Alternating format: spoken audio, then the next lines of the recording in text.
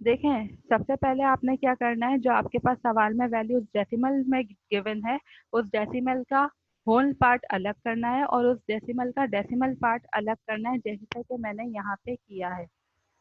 मैंने 1 को सेपरेट कर दिया, एडिशन की साइन लगाई और जो डेसिमल पार्ट था उसे सेपरेट कर दिया। सेपरेट करने के बाद यहाँ पे बायनॉमियल थ्योरम अप्लाई किया है। बायनॉमियल थ्योरम की कंडीशंस हमने अप्लाई की, NC नॉट, NC1, उसके बाद जो वैल्यू आपके पास b की होगी वो plus n-1 divide by 2 factorial, उसके बाद जो b की वैल्यू होगी उसका स्क्वायर। इसी तरह से ये बायनॉमियल थ्योरम यहाँ तक कंटिन्यू है। बायनॉमियल थ्योरम कंप्लीट करने के बाद जो वैल्यूज कैंसिल आउट हो रही है उन्हें हमने कैंसिल करना है। कैंसिल करने के बाद हमने फाइनल आंसर्स को, जो हमारे पास आंसर था, उन्हें ऐड करना है। ऐड करने के बाद अपने आंसर को 3 डेसिमल डिजिट पे रोक देना है। अगर अच्छा सवाल में आपसे कहा जाता फॉर सपोज कि आपने 3 DP पे मालूम नहीं करना बल्कि आपने 5 DP पे मालूम करना है, तो इसका आंसर क्या होता?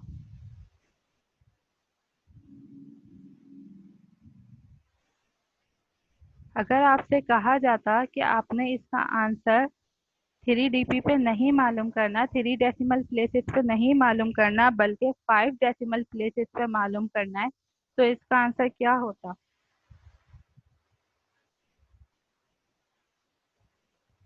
बताएं मैम मुझे। 2 पॉइंट को समथिंग होता है शायद। नहीं नहीं, आप आंसर बताएं। यही देख के आपका डेसिमल प्लेसेस अगर चेंज ना, 5 डेसिमल प्लेसेस होते तो आपका आंसर क्या होता, सिर्फ मुझे ये बताएं। मैम 1.0947 फोर 37 3 7 3 7 में 7 आके आपके डेसिमल प्लेसेस 5 नहीं हो रहे, 4 हो रहे हैं। 5 के लिए क्या होता? 1 2 3 मैम 9। 9 कैसे होता? देखें, जस्ट आपने क्या करना होता, आपने 4 को खत्म करना होता, ठीक है, तो आपके पास आंसर हो जाता 1.09368। ये आपका आंसर होता अगर आपके 5 डेसिमल प्लेसेस होते। लेकिन क्योंकि सवाल में आपके पास 3 डेसिमल प्लेसेस है, तो हमने आंसर को 3 डेसिमल प्लेसेस तक रखना है। अच्छा मैम, ये जो आंसर आया तो मैम इसमें ये जीरो है वो इंक्रीज होते जा रहे हैं, क्यों? जीरो इंक्रीज होते जा रहे हैं, जब आप इनकी पावर्स ओपन करेंगे ना तो आपके पास जीरो इंक्रीज होते जाएंगे। जब भी जो आगे की टर्म है वो मैंने ट्रंक कर दी है। ट्रंक का मतलब होता है आगे की टर्म को कैंसिल कर देना। अच्छा ठीक है, ट्रंक इसलिए किया जाता है क्योंकि आगे आप जितना टाइम्स आगे जाएंगे, 9 टाइम्स आगे जाएंगे, तो जीरो की जो क्वांटिटी होगी वो इंक्रीज होगी, नंबर अच्छा छोटे से मैम, अगर छोटा पावर होता 2 है तो जाएगा। जीरो भी 2 आ रहे हैं? जी। अच्छा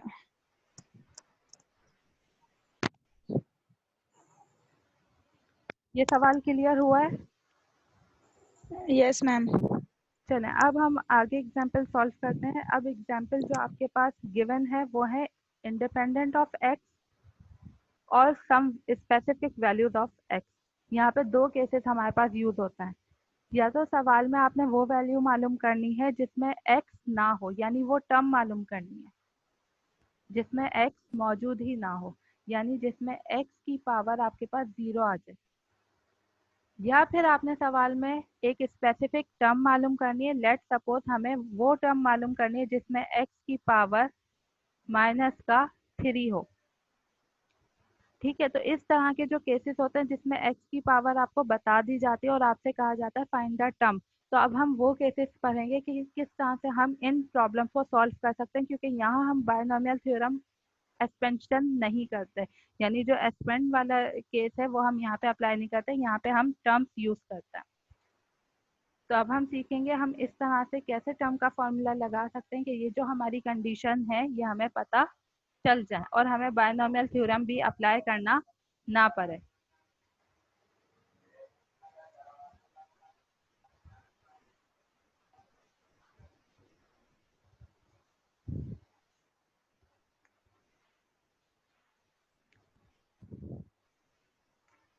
देखें, एग्जाम्पल नंबर 9 है, पेज नंबर है 281।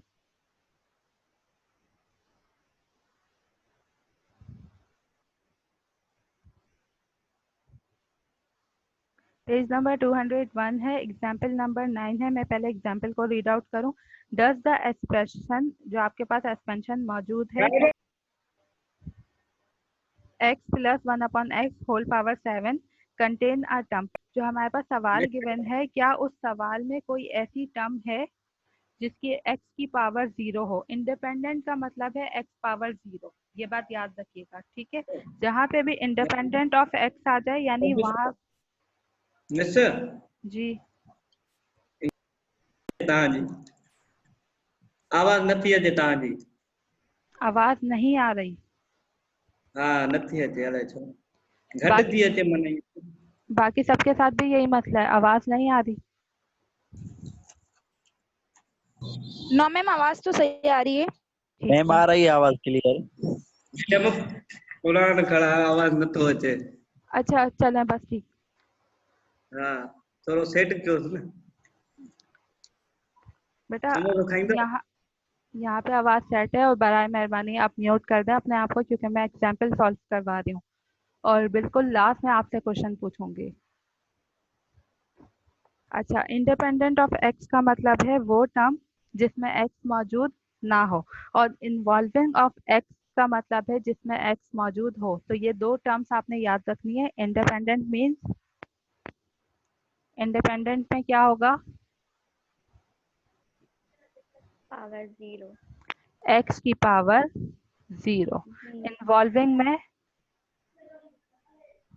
आपको बताया जाएगा कि आपने कौन सी पावर तक आंसर निकालना है। जैसे यहाँ पे हमारे पास एग्जाम्पल नंबर 9 में है x पावर 6, यानी हमें वो टर्म निकालनी है जिसमें x की पावर 6 हमारे पास मौजूद हो। तो ये दो केसेस हम पढ़ेंगे एग्जाम्पल नंबर 9 में कि how we find the term which is independent of x and how we find the term which is involving x power 6। तो हमें जस्ट टी आर की वैल्यू निकालनी है। अब मैं इसे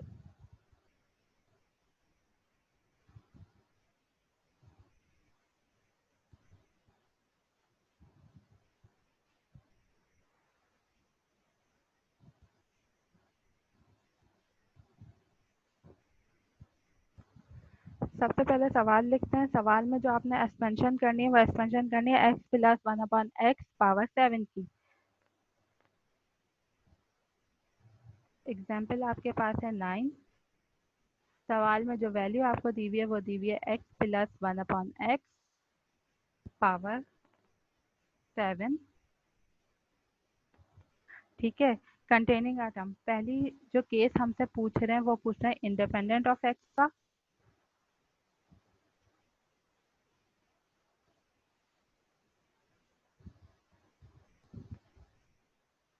और जो सेकंड केस हमसे पूछ रहे हैं वो इन्वॉल्विंग का पूछ रहे हैं,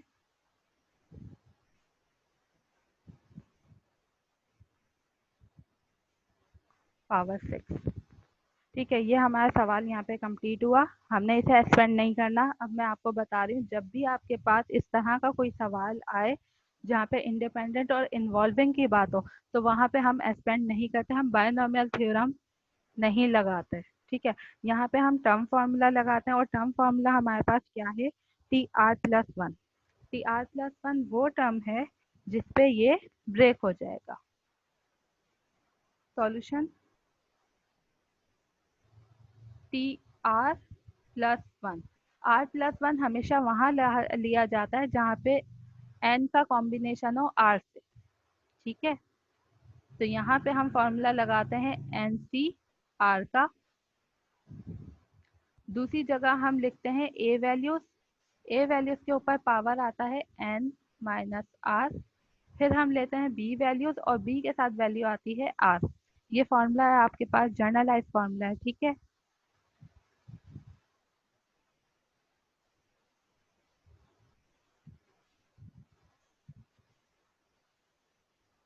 इसे ध्यान में रखिएगा, ये बहुत ज़्यादा यूजफुल फार्मूला है। इस केसेस में सबसे ज़्यादा यही यूज होता है फार्मूला। फार्मूला क्या है, T R plus 1 is equal to N C R multiply by first value N minus R multiply by second value power are.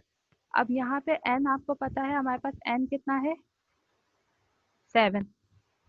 तो हम यहाँ पे n की जगह जहाँ जहाँ n है वहाँ 7 रखेंगे।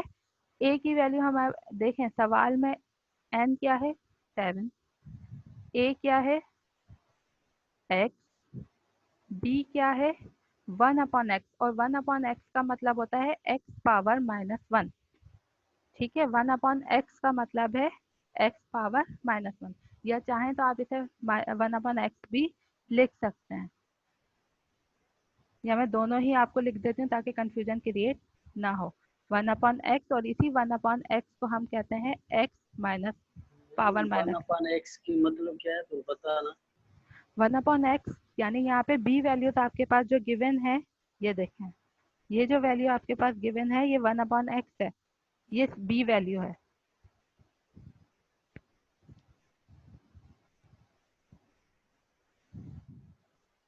अब हमने क्या करना है, इन्हीं वैल्यूज को यूज करके हमने इस फॉर्मूले में जनरल टर्म फॉर्मूले में यूज करना है। टी आर प्लस 1 सेम रहेगा क्योंकि आर हमें पता नहीं है क्या है।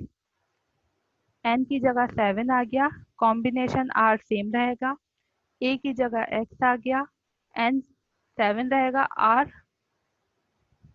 कांस्टेंट रहेगा।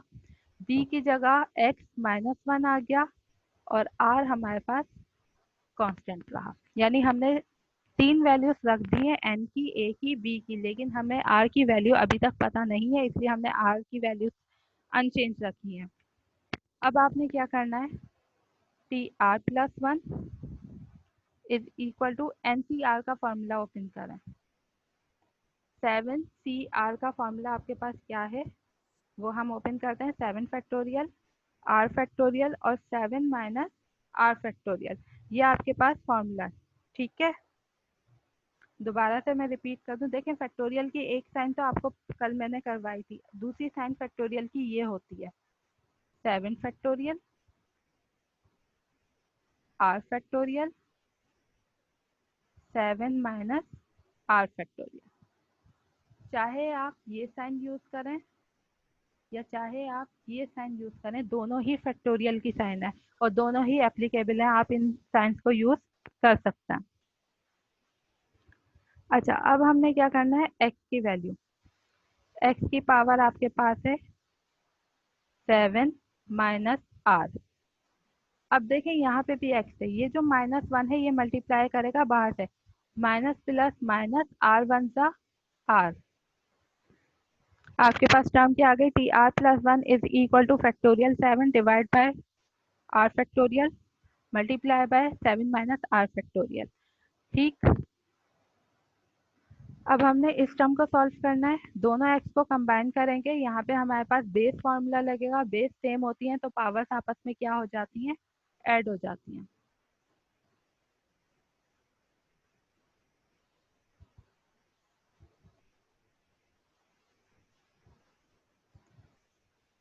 सेवन माइनस आर यहाँ पहले से मौजूद था और जो दूसरा वाला आर है वो भी यहाँ पे ऐड हो जाएगा, तो आर आपके पास कितने हो गए, माइनस के 2r हो गए।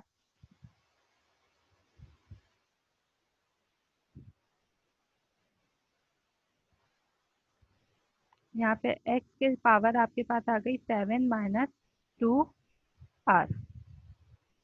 अब आपने करना क्या, ये आपके पास है टी आर प्लस 1 का फॉर्मूला, यहाँ से आपकी केसेस स्टार्ट होंगे, यहाँ से आपके केसेस किस तरह से स्टार्ट होंगे, देखें पहला कहा जा रहा है इंडिपेंडेंट ऑफ x,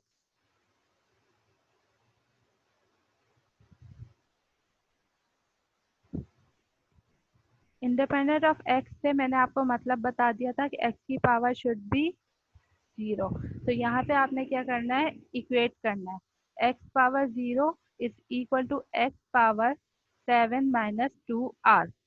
हमने इंडिपेंडेंट वाली टर्म को इस टर्म के साथ रखा है क्योंकि हमें r की वैल्यू चाहिए। हमने दोनों x से x कैंसिल किए, आपके पास इक्वेशन क्या बनी, 7 minus 2r is equal to 0। यहाँ 7 पॉजिटिव है, दूसरी तरफ जाएगा नेगेटिव हो जाएगा, माइनस का 2r is equal to minus 7, minus से माइनस कैंसिल, तो जो r की वैल्यू आपके पास आई है, r की वैल्यू आपके पास आई है 7/2। ये आपके पास किसकी वैल्यू आई? आर की। आर की वैल्यू आपके पास आई 7/2 और r+1 की वैल्यू आई 9/2। लेकिन आप इस चीज को जान सकते हैं कि अभी तक हमने जो फॉर्मूलाज किए हैं वो नेचुरल नंबर के लिए किए हैं, और हम ये बात कह सकते हैं कि आर की वैल्यू कभी भी फ्रैक्शन में नहीं होती। तो हमारे पास जो इक्वेशन बनी थी r+1, बेटा देखें आर की वैल्यू आ गई 7/2। अगर हम r+1 करेंगे, क्योंकि हमें टर्म्स की वैल्यू लेनी है, r+1 की वैल्यू आपके पास होगी 7/2 + 1। आपने एलसीएम लिया, आपके पास आ गया 7 + 2 / 2 यानी 9/2। ये हमने एलसीएम लिया। अब 9/2 फ्रैक्शन है। फ्रैक्शन मतलब डिवीजन में है, और कभी भी टर्म की वैल्यू डिवीजन में नहीं होती।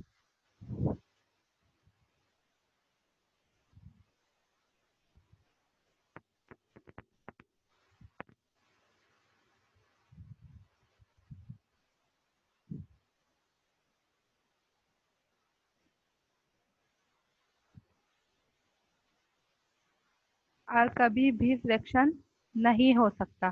तो यहाँ पे हम कंक्लूड करेंगे कि हमारे पास कोई भी ऐसी टर्म नहीं है जो इंडिपेंडेंट ऑफ एक्स हो। ठीक है, यहाँ हम कंक्लूड करेंगे हैंस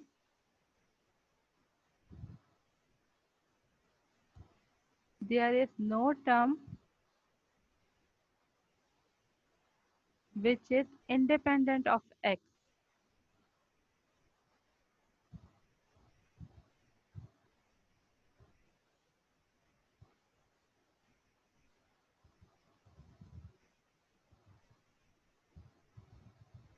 यहाँ तक क्लियर है आप सबको?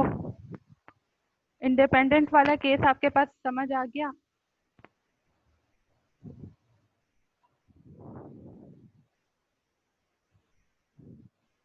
बेटा इंडिपेंडेंट वाला केस समझ आया है सबको?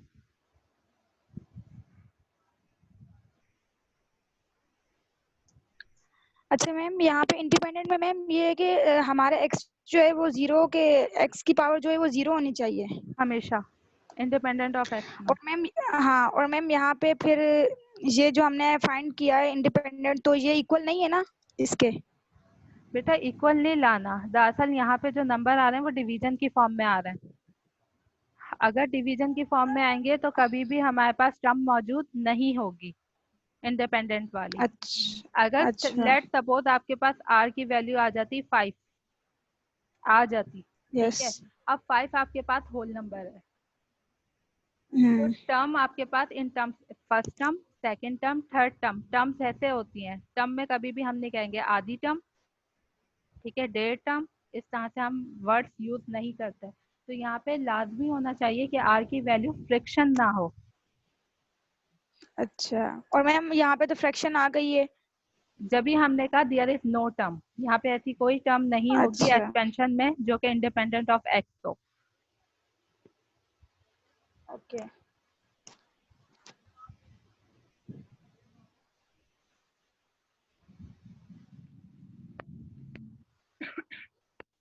चलें फिर नेक्स्ट केस की तरफ चलते हैं। नेक्स्ट केस हमारा है इंडिपेंडेंट हमने कर दिया, अब है involving. Involving of x power 6।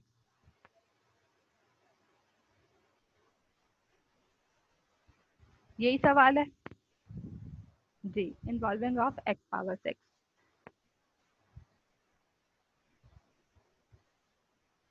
अब देखें इन्वॉल्विंग में क्या करना है। आपकी जो इक्वेशन बन रही थी वो ये बन रही थी r+1 is equal to 7 factorial r factorial 7 minus r factorial. यहाँ पे आपके पास वैल्यू बन रही थी x 7 माइनस 2r। ठीक है, ये आपकी इक्वेशन थी 7 माइनस 2r। अब आपने क्या करना है, यहाँ पे इस टर्म को x पावर 6 के इक्वेट करना है।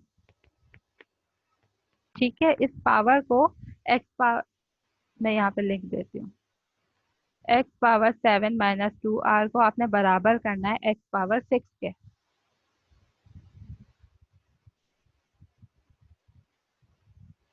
ताकि हमें पता चल जाए कि r की कौन सी वैल्यू आएगी x पावर 6 पे।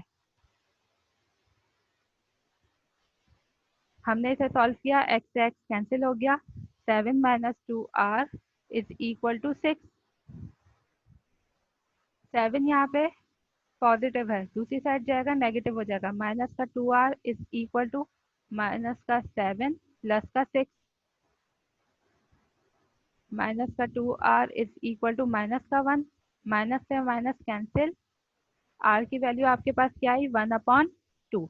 अब आप लोग मुझे बताएं क्या यहाँ पे कोई टर्म ऐसी होगी जिसपे x पावर 6 मौजूद हो?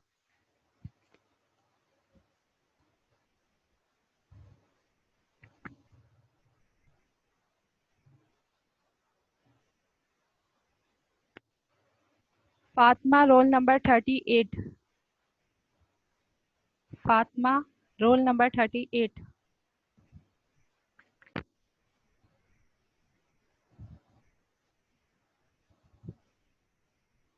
फातिमा।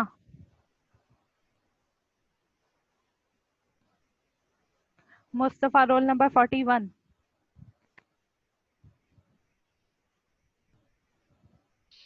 जी मैम। अब आप मुझे बताएं यहाँ पे r की वैल्यू आ रही है 1/2, तो क्या आपके पास एक्सपेंशन में कोई ऐसी टर्म होगी जो जिसमें x पावर 6 मौजूद हो? x पावर 6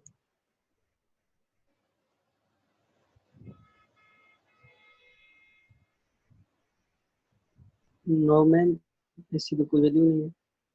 अच्छा सही। अच्छा roll number 10 Alamuddin. Roll number 10।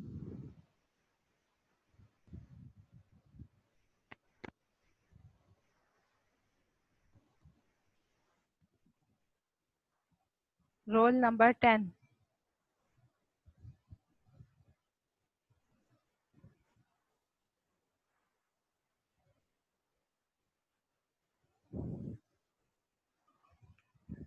यानी 2-3 बच्चों के अलावा सारे बच्चे सो रहे हैं।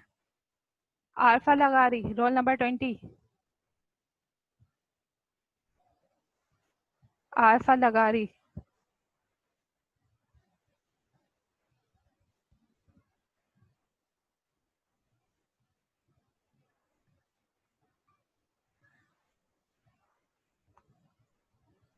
जी कामरान बलोच।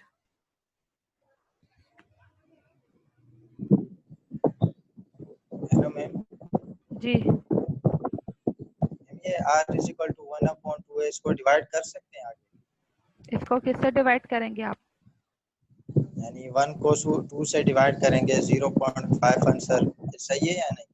बेटा डेसिमल में आंसर आएगा। नहीं, डेसिमल में आपने आंसर लेना ही नहीं है। मैंने इससे पहले वाला जो केस बताया है उसमें मैंने एक चीज समझाई है, और अभी निदा शेख ने सवाल भी किया था। अच्छा चलो ठीक।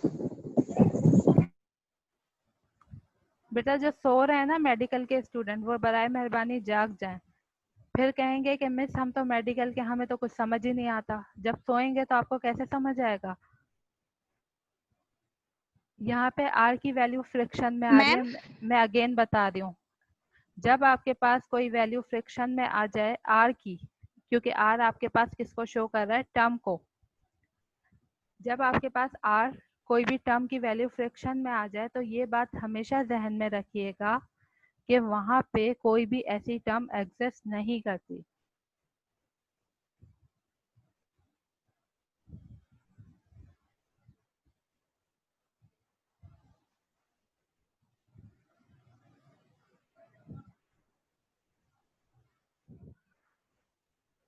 Yes ma'am. मैंने पीछे भी यही केस बताया था। जब भी फ्रैक्शन आएगी, फ्रैक्शन में हमारे पास आंसर हमेशा 9 में आएगा। ऐसी कोई टर्म मौजूद हमारे पास एक्सपेंशन में नहीं होती। इसी तरह से यहाँ पे भी फ्रैक्शन में आंसर आया, जब फ्रैक्शन में आंसर आएगा हमारा आंसर क्या होगा कि यहाँ पे ऐसी कोई टर्म मौजूद नहीं है। Yes, ma'am. अब देखें मैंने आपको मैम मेरा एक क्वेश्चन है। जी पूछें।